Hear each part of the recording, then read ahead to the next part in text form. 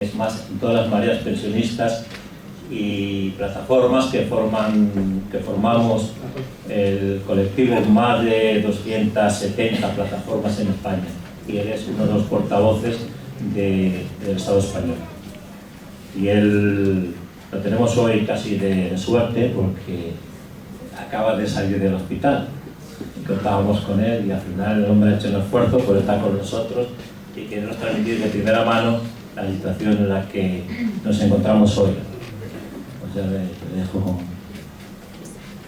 Bueno, buenas tardes, muchas gracias a todas y a todos por asistir a esta charla, a esta conferencia.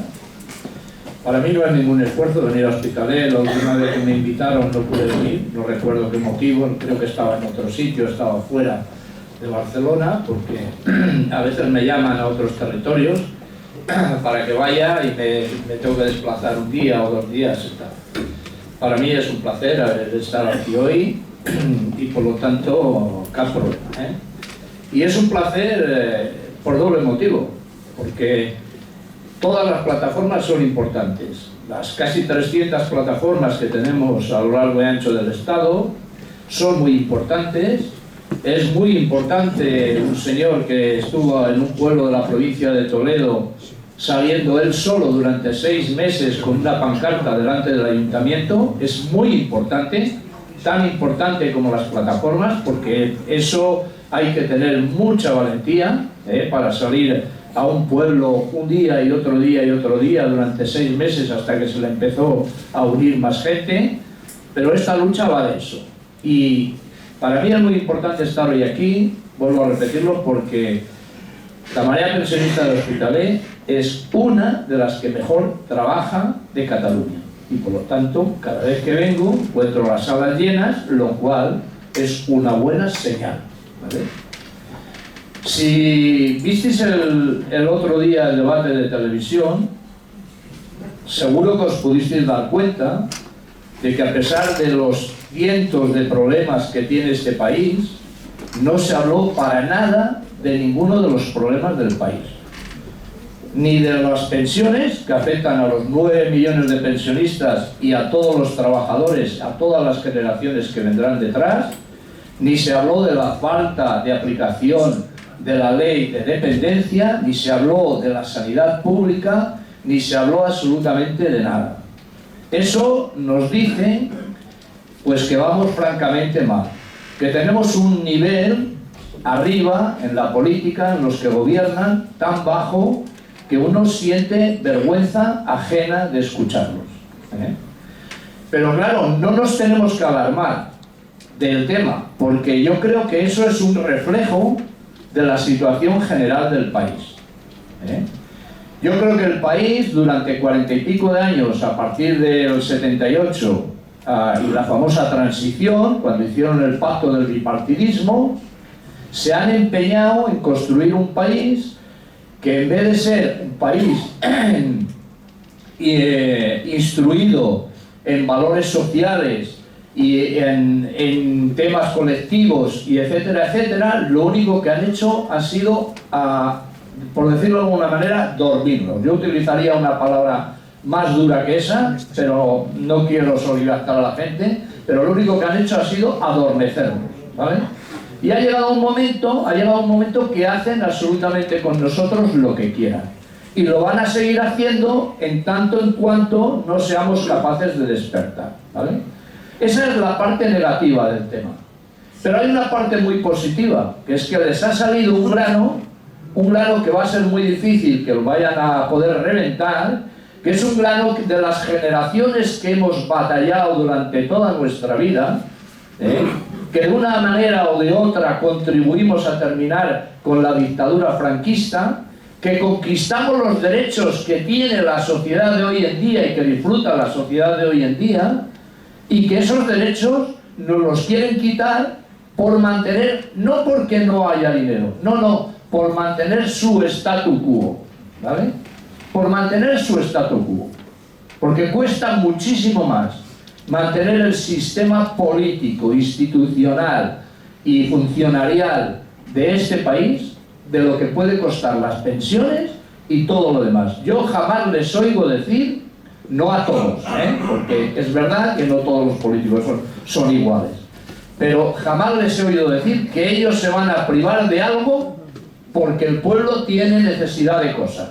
Jamás se lo he oído decir. Y eso sería lo primero que tendría que hacer un político que esté para solucionar los problemas del país. Porque todos más o menos sabemos la diferencia que hay entre la vida que tienen ellos y la vida que lleva el ciudadano corriente de la calle, ¿vale? Dicho eso, yo querría ir un poco deprisa porque también sería interesante que vosotros pudierais intervenir.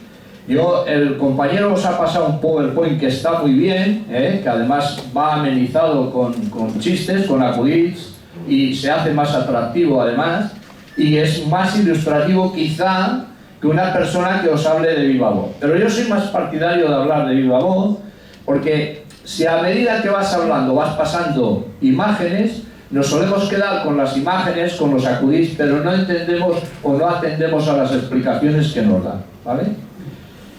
Y con esto de las pensiones os han contado un cuento tan terrible que hemos terminado por asumir, no solamente nosotros, sino los jóvenes, de que no vamos a tener pensión.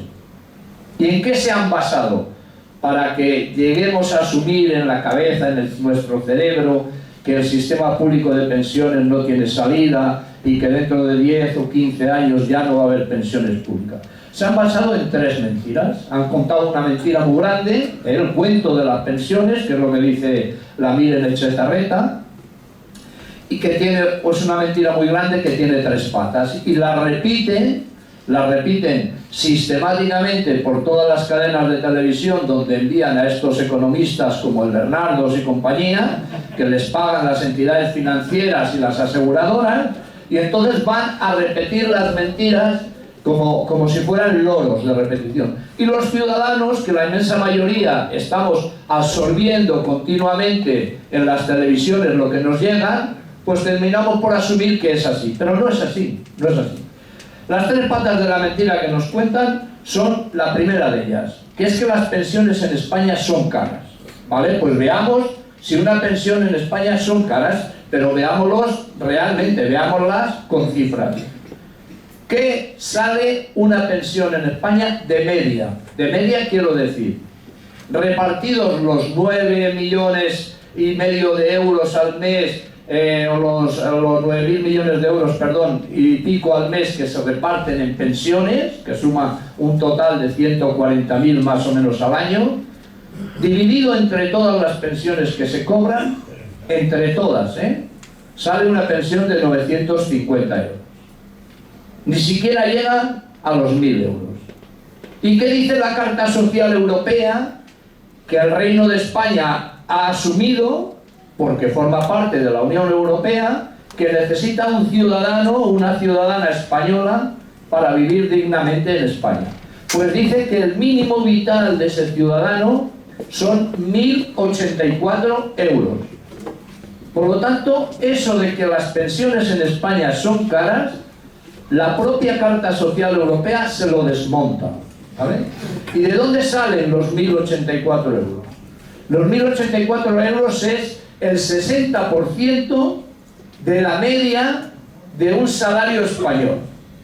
La media de un salario en España son 24.000 euros, 24.000 y pico al año, y el 60% de esa media son 1.084 euros. Y eso es lo que dice la Carta Social Europea, que necesita un ciudadano y una ciudadana en España para vivir dignamente. Por lo tanto, ellos mismos se pillan, ¿no? Eso demuestra clarísimamente que las pensiones en España no son caras. La otra parte de la mentira es que las pensiones en España son generosas. ¿Y qué argumentan para decir que son generosas? Pues argumentan que en España, cuando uno termina el trabajo, su edad de trabajo, y va al Instituto Nacional de la Seguridad Social a solicitar su pensión, ¿vale? Lo que hay entre una cosa y otra, entre la última nómina y la primera nómina que te llega de pensión, dicen que equivale aproximadamente al 78, el 80% de la última nómina, ¿vale? Y es cierto, eso yo no se lo discuto. y en Europa es un 58% aproximadamente. Pero claro, lo que no te dicen es que en España los salarios son de 700 euros, de 800 euros o de 1000 euros, y luego cuando explique el tema de la mochila austríaca os hablaré del salario medio en Austria y del salario medio en España. Y claro, el salario medio en Austria es de casi 4.000 euros. Entonces no se puede decir estas mentiras tan alegremente, porque claro, nos han preparado para asumir todos los que nos cuentan. Pero si se encuentran de frente con alguien que les dice, oiga, es que usted un 60% de 1000 euros son 600 euros, pero un 60% de 4000 euros son 6 por 4, 24, 2400 euros. Por lo tanto, no me haga usted comparaciones de estas, porque son fácilmente desmontables, ¿vale? Y la última pata de la mentira que nos cuentan es el déficit de la seguridad social, ¿vale? ¿Y qué quiere decir el déficit? Esto es una perversión del lenguaje. ¿Por qué tiene déficit la seguridad social? Que nos lo expliquen por qué tiene déficit. ¿Por qué no tiene déficit el ejército o la Casa Real? ¿Qué produce algo el ejército? ¿Qué produce algo la Casa Real? ¿Qué produce algo la policía, los Mossos de Escuadra? ¿Producen algo? No producen nada. Los pensionistas hemos estado cotizando durante 38 o 40 años para cobrar nuestra pensión. Entonces, ¿por qué las pensiones sí que tienen déficit y todo lo demás de la sociedad no tiene déficit? ¿Por qué nos dicen que tiene déficit? Para que asumamos que el sistema es insostenible. Y para redondear el déficit, ¿qué hace? En vez de aportar dinero de los presupuestos generales del Estado, lo que hacen es pedir créditos al Tesoro, ¿vale? Y ese déficit está situado actualmente en unos 18.000 millones de euros, Pero para que veáis cómo son las cosas, el déficit de 18.000 millones de euros que tiene ahora mismo el sistema público de pensiones, dicen ellos, el déficit es para ellos, porque si nosotros hemos hecho algo bien,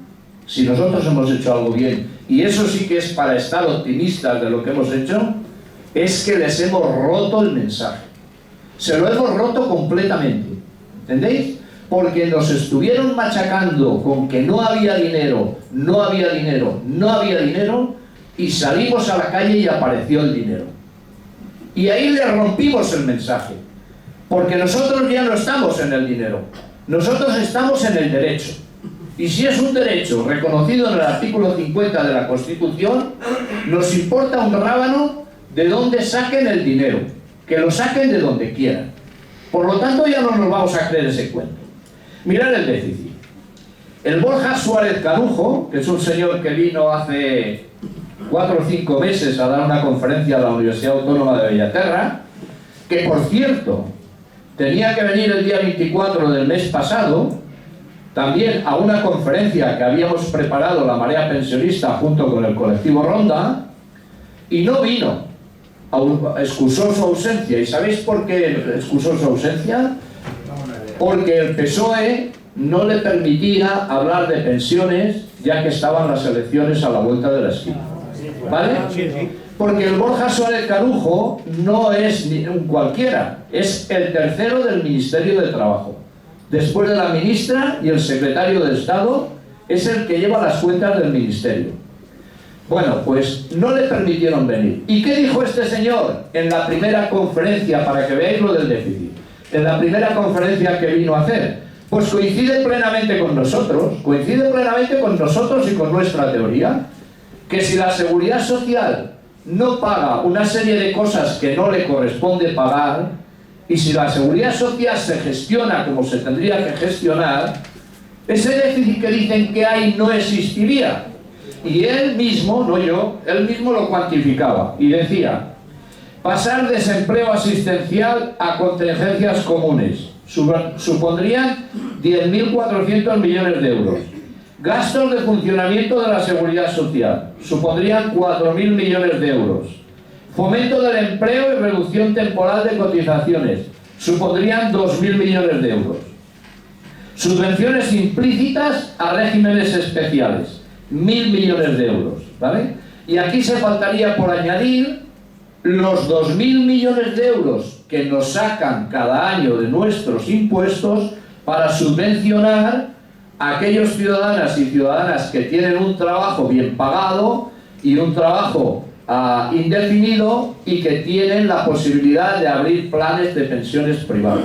Pues a esos ciudadanos nosotros les subvencionamos cada año con el 15% para que ellos tengan la subvención en la declaración de renta. Y de ahí faltaría poner 2.000 millones de euros. Y aún es más, si aumentaran las cotizaciones sociales, que ahora están en 4.070 euros, a partir de 4.070 euros ya no cotizan, ¿vale?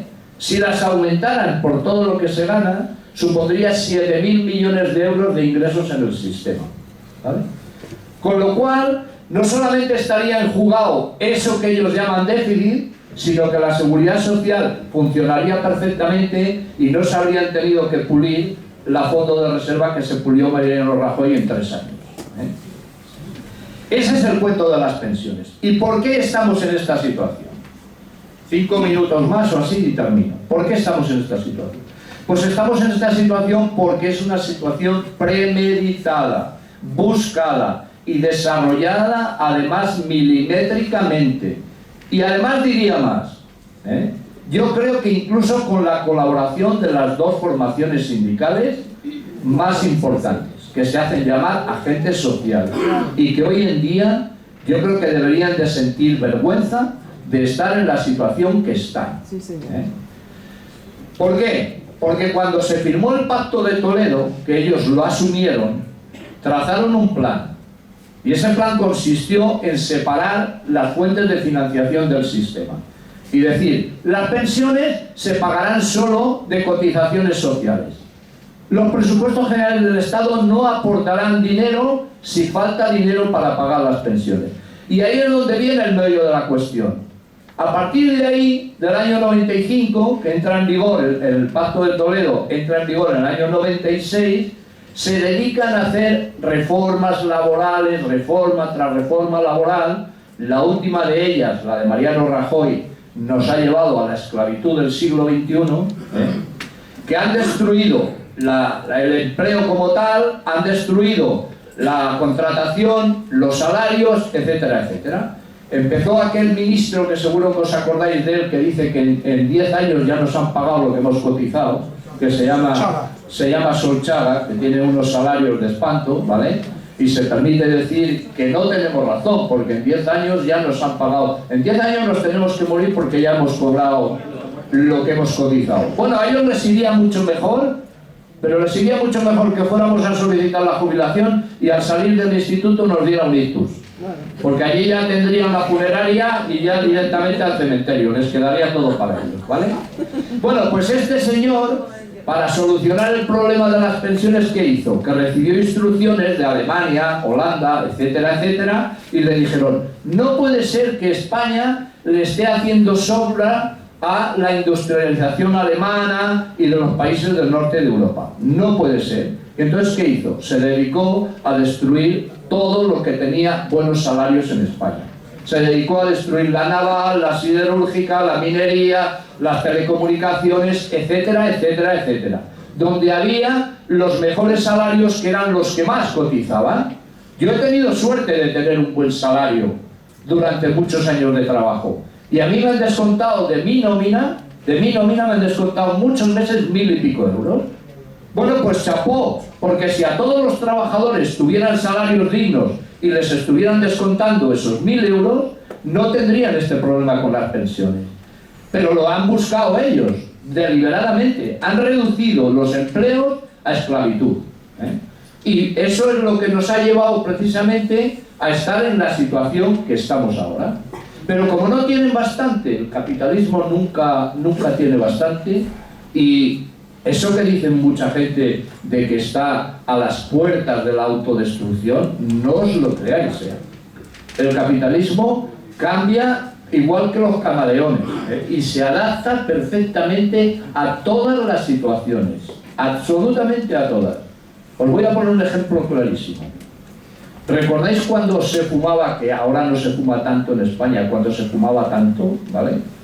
Llegó un momento que lo que gastaban en curar las enfermedades del tabaco, yo tengo tumores en la vejiga que todos los urólogos me dicen que son del tabaco, producidos por el tabaco. Bueno, pues llegó un momento en que cuando la Seguridad Social gastaba más en solucionar los problemas originados por el tabaco, hicieron campañas tremendas para que la gente dejara de fumar. ¿Por qué? Porque lo que cobraban de los impuestos en los paquetes de tabaco no era suficiente para curar a los enfermos. ¿Qué pasó? ¿Que las tabacaleras han dejado de funcionar o han dejado de producir? Mentira, mentira, el capitalismo se adapta absolutamente a todo, absolutamente a todo. Lo único que pasa es que han llevado el consumo de tabaco a otros países, y en otros países los están matando, Claro. Entonces, esto lo hemos de pensar y lo hemos de saber. Pensar una cosa, os voy a dar un dato que es escalofriante y no se oye hablar ni en los debates ni en ningún sitio. Cada día se suicidan en España 10 personas. Cada día. Multiplicar por 365. ¿Y por qué creéis que lo hacen? ¿Por qué creéis que lo hacen? La mayoría de la gente, 7 de cada 10, se suicidan por la situación a la que han llegado. ¿Oísteis hablar en el debate del otro día de este tema? ¿Les preocupa algo a ellos? Para ellos no somos más que meros consumidores. Y cuando dejemos de consumir, no somos absolutamente nada. Bueno, pues como os decía, en el tema de las pensiones, quieren ir un paso más allá. Todo apunta que quieren ir un paso más allá. Quieren llevarnos a eso que llaman la mochila austríaca.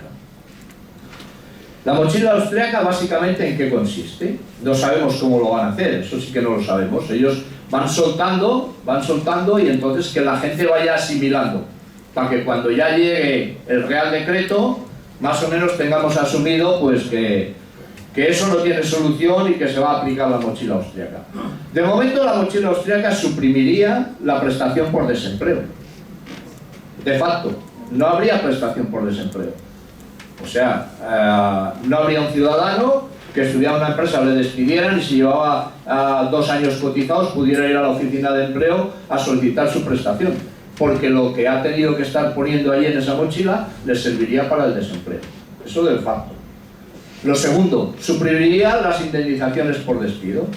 Este país es garantista, de momento, en temas laborales. Bueno, garantista, a ver, porque el otro día la sentencia del Tribunal Constitucional a mí me puso los pelos de punta. Digo, bueno, sí, ¿qué garantías nos van a quedar, no? Porque si un trabajador o una trabajadora resulta que coge la baja porque no está en condiciones de ir a trabajar y el Tribunal Constitucional dice que es perfectamente lícito despedirla, no sé dónde vamos a llegar, la verdad. Bueno, pues a lo que íbamos. De momento, si tú estás trabajando y te despiden, y ese despido no ha sido por causas disciplinarias, o porque no has acudido al trabajo, o por todas estas cosas, y se considera un despido improcedente, conllevaría una indemnización por despido, ¿vale? En función del tiempo que lleves trabajando, del salario, etcétera, etcétera. La mochila austríaca eso lo suprime, No habrá indemnización por despido, O sea, ahora hay despido libre en España. No nos engañemos, hay despido libre. Lo único que ocurre es que los empresarios están obligados a indemnizar para poder despedir, a no ser que sea un despido justificado, vuelvo a repetir. Pero entonces sí que no habría indemnización. Los empresarios podrían despedir tranquilamente. ¿Y qué ocurriría con los trabajadores? Bueno, pues eso que llaman la mochila austríaca, que consiste en poner una parte de tu salario en una especie de guardiola, te serviría para el desempleo, o si enlazas con otro trabajo, pues te serviría para tu futura jubilación, ¿vale? Ellos hablan, en Austria las empresas están poniendo un 1,53 a los trabajadores para el día de mañana, ¿vale? Pero os voy a dar 2 cifras o 3 para que os hagáis una idea si eso tiene alguna posibilidad de implantación en España con el mercado de trabajo que tenemos, con la situación laboral que hay en España. En Austria, la renta de un trabajador anual es de 45.977 euros, casi 45.000, ¿vale? En España la media es de 25.800. En deuda pública, Austria tiene un 78%. En España estamos rebasando el 100%. Tenemos 1.200.000 millones de deuda pública, ¿vale? El déficit público en Austria es de menos 2,9%. En España es del 35,9%, casi el 36%. La tasa de desempleo en Austria es del 4,8%. En España es del 21%. El salario mínimo interprofesional en Austria es de 2.000 euros, 1.996,30 euros, y en España es de 900 euros. Si creéis que con estos datos se puede comparar Austria con España para implantar eso que llaman la mochila austríaca, la verdad yo creo que eso no va a ninguna parte. No deberíamos de permitirlo, que tiren adelante con ello, pero sobre todo no deben de permitirlo los jóvenes, las generaciones que están trabajando y que vienen detrás de nosotros, porque eso sí que es el acabar con los derechos en el trabajo de los trabajadores, ¿eh? Hemos hecho 3 o 4 comparaciones entre lo que supondría la mochila austríaca como ahorro en el caso de que te despidieran, en 3 o 4 casos diferentes, y lo que supondría la indemnización por despido que los empresarios ya no tendrían que hacer en el caso de funcionar eso, ¿vale? En el primer caso es un contrato de 6 meses. El contrato de 6 meses, una indemnización de 12 días por año, equivaldría a 300 euros de indemnización. 12 días por año trabajado. Con la mochila supondría 137 euros, ni siquiera la mitad, ¿vale? Un trabajador con contrato indefinido y 35 años cotizados, despido improcedente, cobraría de indemnización 62.136 euros. Con un contrato de fomento del empleo indefinido, cobraría 35.506. Con despido por causas objetivas, aproximadamente, son números aproximados, 17.753. En todos estos casos, en estos 3 casos que os he dicho, en los 4 casos que os he dicho, la mochila austríaca supondría 11.245 euros de ahorro durante esos 35 años. Si alguien piensa que con 11.245 euros tendría para poder vivir del futuro con una pensión, yo creo que vamos muy mal encaminados, ¿vale?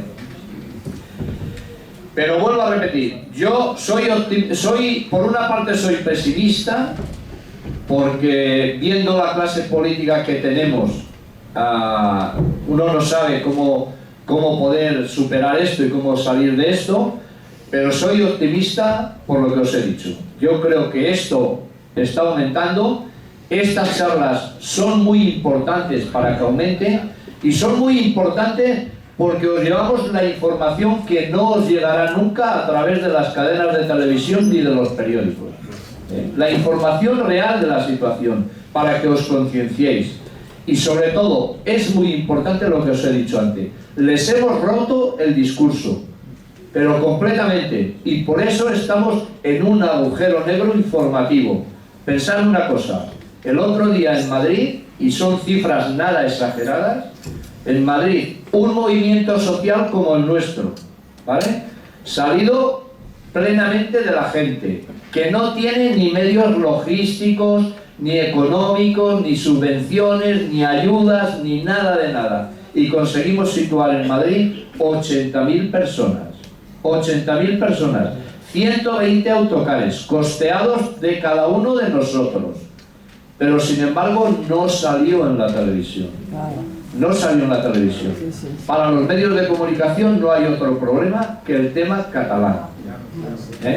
El tema catalán lo tapa todo. Y aquí el tema del proceso, hemos de reconocer que seguramente en Cataluña estaríamos ahora mismo en una situación parecida o mejor que en el País Vasco en cuanto a la movilización social, pero el proceso al cual va mucha gente legítimamente, porque considera que tiene que estar allí, a nosotros nos perjudica como movimiento social, sin duda, ¿eh?